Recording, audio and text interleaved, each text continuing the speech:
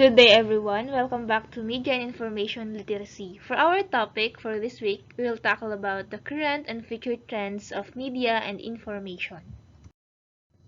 For our learning outcomes, number 1 is to evaluate current trends in media and information and how they affect both individuals and the society as a whole. And number 2 is the learners synthesize the overall impact of media and information on an individual, personal or professional, educational, and others, and on the society as a whole. Examples are economic, social, political, educational, and others. First one is the wearable technology. When we say wearable technology, these are technology that we are using in our body, or ito po yung mga technology na nasusuot po natin mismo sa ating katawan. So ano nga ba yung mga examples ng wearable technology? Examples are watch or smartwatch. Pwede rin po ang mga hearing aid na ginagamit ng mga hindi nakakarinig na mga tao. And then, mga earphone, headset, or AirPods, or kung ano man ang meron kayo. At the same time, pwede rin po yung mga mobile phone kasi may mga mobile phone na nilalagyan natin ng mga lace. So, these are examples of wearable technology. Madalas natin itong ginagamit, especially ngayon na may mga online classes, at mahalaga itong gamitin nating mga tao, especially yung mga cellphone and earphone. Next one is Google Glass. It has a touchpad on the side which allows users to control and navigate it by swiping. So, from the name itself, ito po ay gawa ng mismong Google. So, ano bang meron dito sa Google Glass na to? This is an example of smart glass na kung saan, kung ano yung mga nagagawa natin sa mga simpleng mobile phone natin is nagagawa rin po natin dito sa may Google Glass. Pwede tayo dito na mag-search sa internet, the same sa mismo pong mga smartwatch na meron tayo. So, ito yung isa sa pinaka-high-tech na ginagamit na po natin ngayon, especially nung mga may kaya na bumili ng Google Glass. Next is the Apple Watch. It can connect through the internet, which allows the user to receive and respond to notifications. So, hindi lang sa pagtingin ng oras ang gamit ng Apple Watch. Sa mga Apple users dyan, isa to sa ginagamit nila.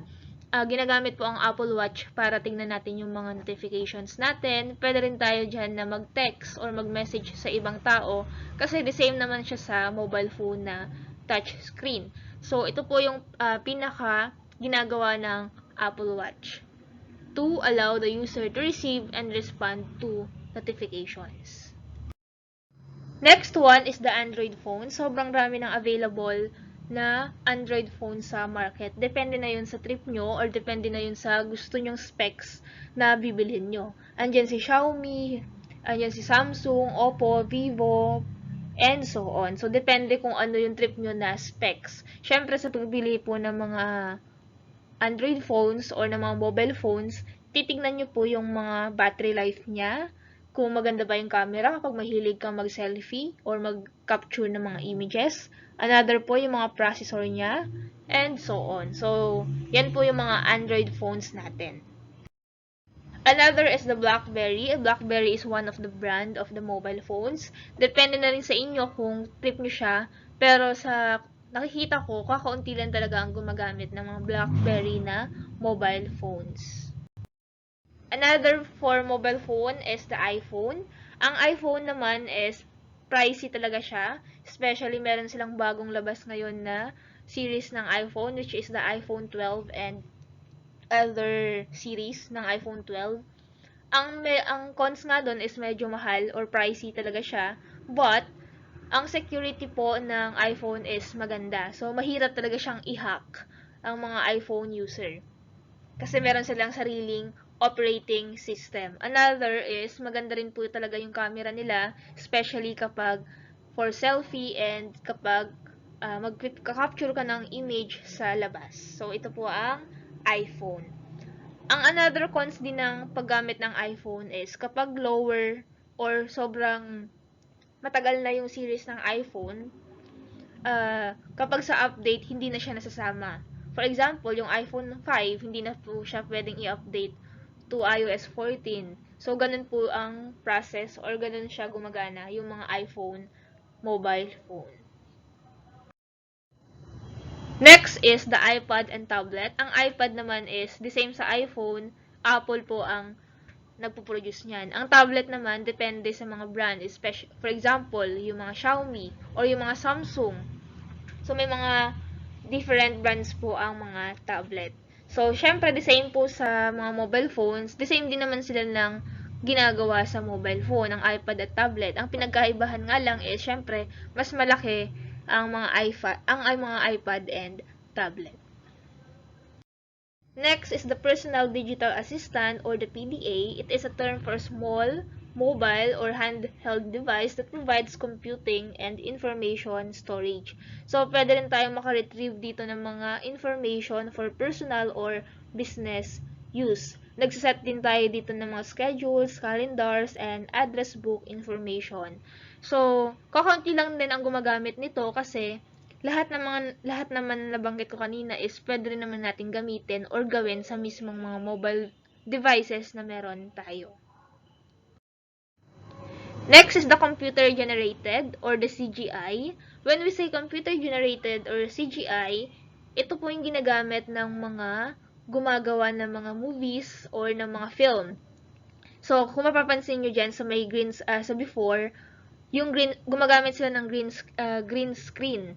Which is, itong green screen na to is, pinapalitan nila ng mga effects or ini-edit po nila para maging makatotohanan yung mga ginagawa ng mga actors and actresses. Katulad nga nito, yung before natin is green screen lang siya.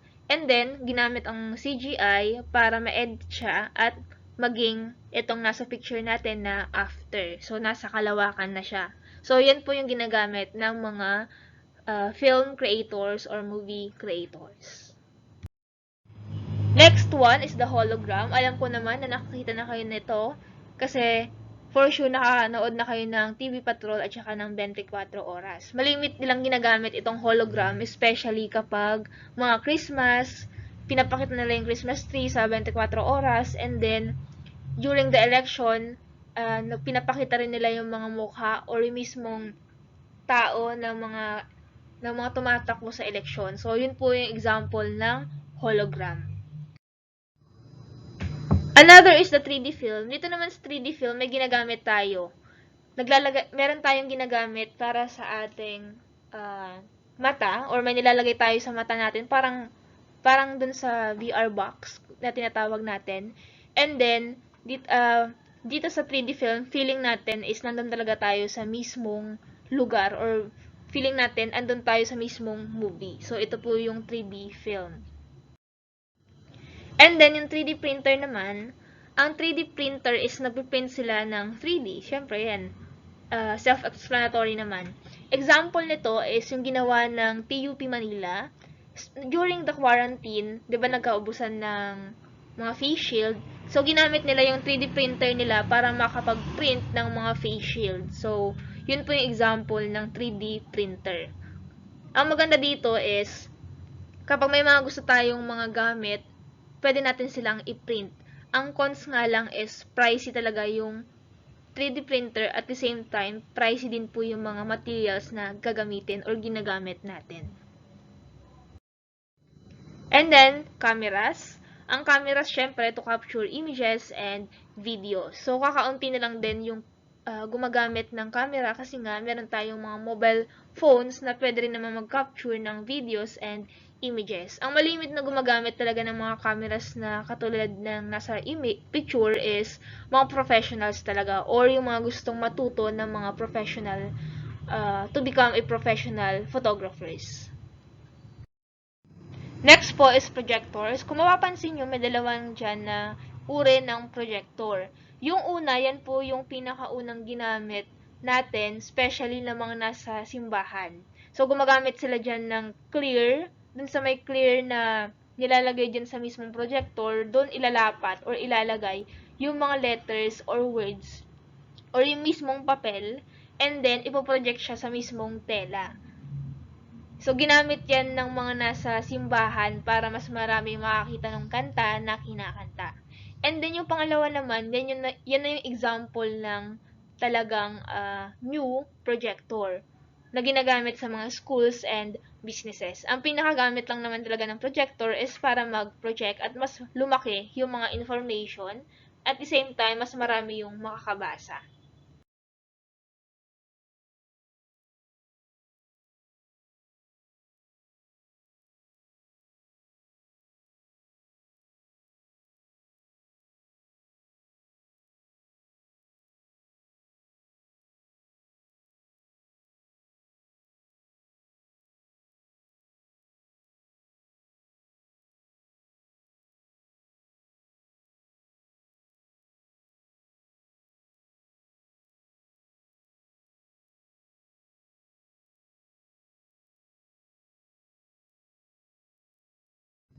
Let's talk about Massive Open Online Content or the MOOC.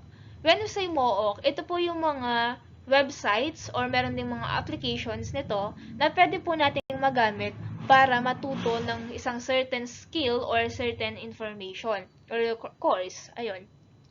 So, ito pong mga MOOC na to, may mga libre din po na pwede nating i-enroll or pwede nating pag-enrollan such as Coursera, edX, FutureLearn, and Udacity. Meron din tayong tinatawag na Udemy. So, din po sa limang nabanggit ko, pwede natin siyang gamitin para makapag-enroll ng mga courses na gusto nyo. For example, gusto nyo matuto about programming, gusto nyo matuto about accountancy, mga businesses, about photography. So, may mga available courses po dyan sa mga website na sinabi ko kanina. So, pwede nyo siyang i-enroll. May mga certificates din silang binibigay after nyong matapos yung mismong courses. So, yun yung maganda ngayon. Pwede na tayong mag-aral ng libre kahit na hindi tayo pupunta sa mismong school.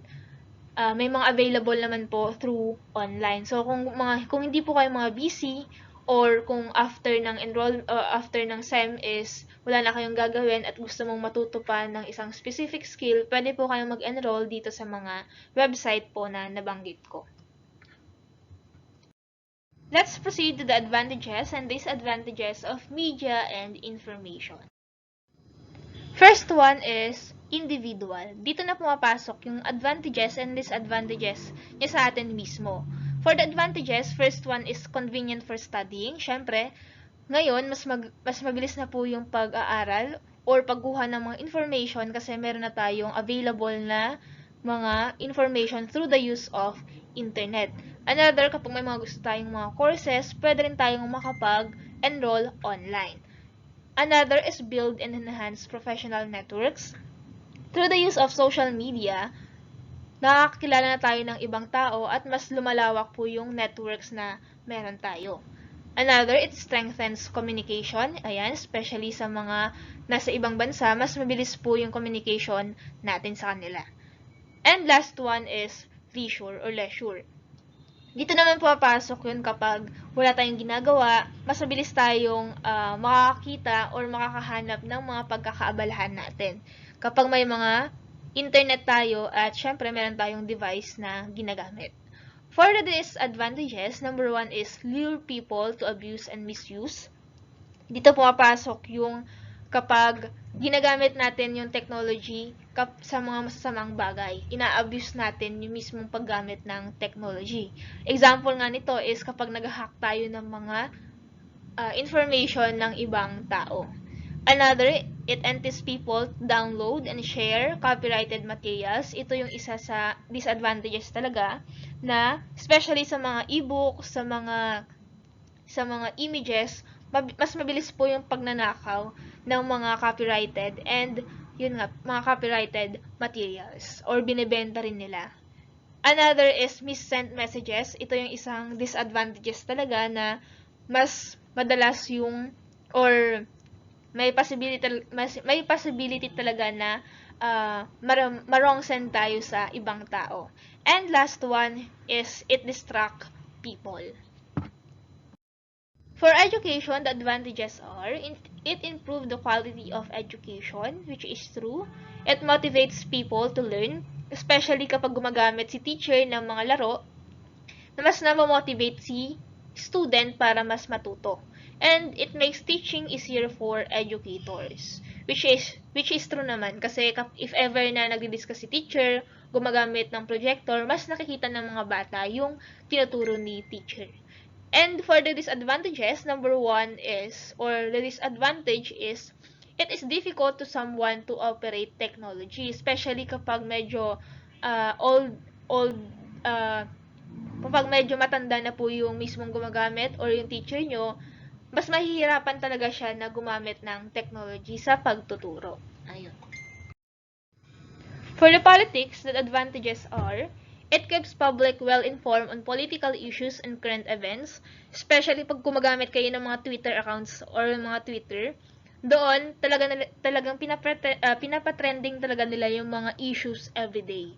So, kung gusto nyo malaman kung ano yung issue sa araw na to, punta lang kayo sa my Twitter at punta kayo din sa my part na trending. Doon nyo talaga makikita kung ano yung mga issues na meron for the day.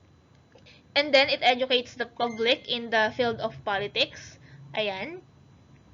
And public can express their opinion on certain issues. So, gumagamit tayo ng mga social media accounts natin para mag-express ng kanya-kanyang opinion. For the disadvantages, it can adversely affect politics. Ang problem kasi ngayon, kapag nag-post ka ng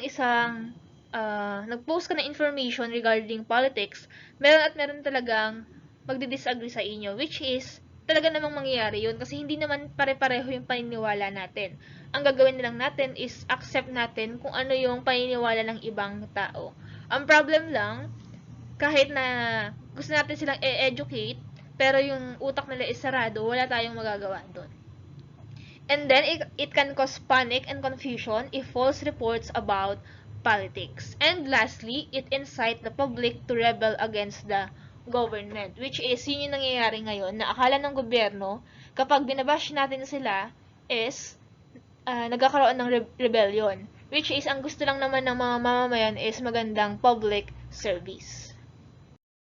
For the economy, the advantages are it promote tourism. So, syempre, kapag pinopost natin sa social media, yung mga location spot na magaganda, talagang mag-trending talaga yon at i-share ng mga ibang tao. Ang magiging cost nun is maraming pupunta dun sa post or maraming pupunta dun sa location spot na post natin. Another is it educate people about investments and businesses. For the disadvantages, number one is the wrongful use of information, and it can use to take advantage of the people who have inadequate knowledge about economic policies. So, kailangan talaga maging maalam ka kung ano yung nangyayari ngayon para hindi ma-take advantage hindi tayo ma-take advantage ng ibang tao. Lastly is for the society. For the advantages, it allows people with the same interest to develop camaraderie and interaction. So, syempre, pag may mga nakita tayo sa social media na alam natin na kapareho natin yung gusto, malimit, fina-follow natin, or nakikipag-interact tayo sa kanila. And then, it can encourage people to have productive hobby. Next one, it updates people about latest fashion, lifestyle, and the like. And lastly, it encourages people to build support groups. For the disadvantages, the same kanina sa may individual, it distracts users. It exposes people to the concept of materialism and worldliness. Dito pumapasok yung inggit na kapag may nakita ka sa social media, maiinggit ka sa mga pinopost nila. So, yun po yung disadvantage ng paggamit ng social media or ng technology. And lastly, people may lose alliance to our nation due to criticisms.